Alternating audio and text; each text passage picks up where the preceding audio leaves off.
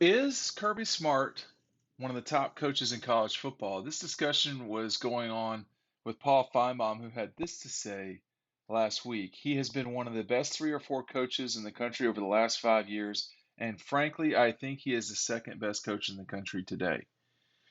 So this is what we do in the off season often is we have these discussions about who is what, and we have lists and all this stuff. Paul wasn't making a list, but I don't see how you can't include Kirby in your top two or three. Um, I'm completely with Paul here. I think he's number two right now. And I think that when you look at coaches that are returning to college football who have national championships, you're talking about Dabo, Jimbo, Nick Saban, Kirby Smart, and Mac Brown. And someone can correct me if I've left someone out, but Kirby's play, of course, he can't play himself. He's played three of the four of those coaches. The only one he's lost to is Nick Saban. He's beaten Jimbo, he's beaten Dabo, and of course he's beaten Nick Saban as well. And if the criticism is that Kirby Smart is not the best coach in college football, I mean I agree with that right now. I think the question is if there's a couple of questions. Number one, because Paul was responding to a Florida fan who I think is doing all he can to not believe where Georgia's at right now. And I've seen this with Georgia fans in the past too about Saban a little bit at the beginning of his run, about the success maybe other coaches would have. But we are in a what have you done for me lately society, and college football is very much that with the transfer portal. And as it speaks right now, as we speak right now, I'm just not sure who besides Nick you would put in front of Kirby. That doesn't mean Kirby doesn't have issues, but let's talk about the guys that you could in theory put in front of Kirby Smart, okay? Because there's a couple. You got Ryan Day, who has gone to a national championship game and lost. Ryan Day has had a really good career at Ohio State so far. I mean, he and Kirby are the only two coaches that since 2017, Ohio State and Georgia are the only two programs who have played in New Year's Six games or better. Alabama played in Orlando in 2019. Clemson played in the Cheez It Bowl, Cheese Puff, whichever it was, this past season. So Georgia and Ohio State are the only two consistently that have been at that level or better. I think Ryan Day is awesome. I think Ryan Day is going to win a national championship. I don't know when that's going to be, but I do think he will win the national championship.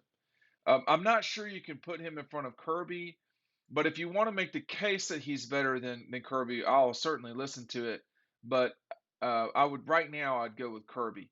I think in terms of running programs, those two guys are pretty close to one another. I mean, Ryan Day has done a very good job at Ohio State. And then you've got Lincoln Riley is another person that people discuss. Lincoln Riley's never played for the national championship. His Oklahoma program was very consistent. I think now that he's going to be at USC, it will give him the opportunity to really assault the Pac-12 and maybe wiggle his way into the playoff. And the Pac-12 has only been in the playoff in 14 and 16, if I'm not mistaken. So not a lot of movement from the Pac-12. And so now will Lincoln Riley take what he's got and move forward with it? I don't know. Uh, I'm not gonna discuss Big Ten coaches who have really not done anything. I mean, you look at Penn State, that guy's a clown. Jim Harbaugh, it's hard to put him in the same category as Kirby right now.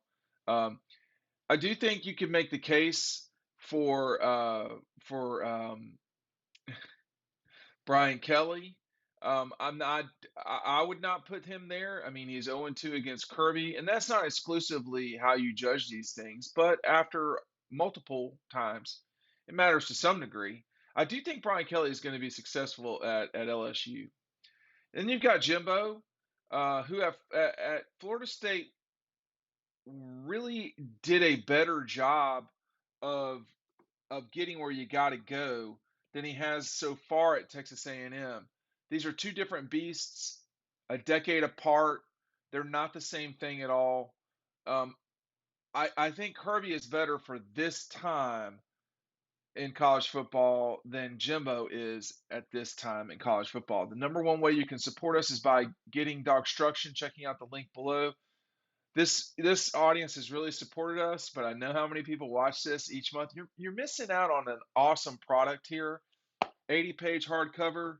Make sure you're getting it for yourself or others. Mac Brown, no, he's not in the same universe as Kirby right now. He's won a national championship. Obviously, Easy Ed Orgeron is retired. He would not be in the same category.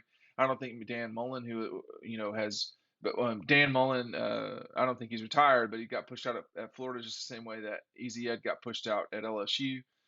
No, so that sort of leaves Dabo, and I think that I think coming into 2021. You could with pretty good you can make with pretty good argument that Dabo has won two national championships. He has had exceptional quarterbacks and so forth. I think you can still make the argument that Dabo is a better coach. Well, I'm not sure you can make that as much anymore. The two guys played. We talk about that in DAWGSTRUCTION. It was a night where Clemson and Alabama definitely both held on in their losses to Georgia a little bit more than they showed that they're champions. But uh, they were fortunate to be in those games in the fourth quarters, both Clemson and Alabama in the national championship game, because Georgia really did not play well against Alabama in the first quarter of that game, and I think it made a difference.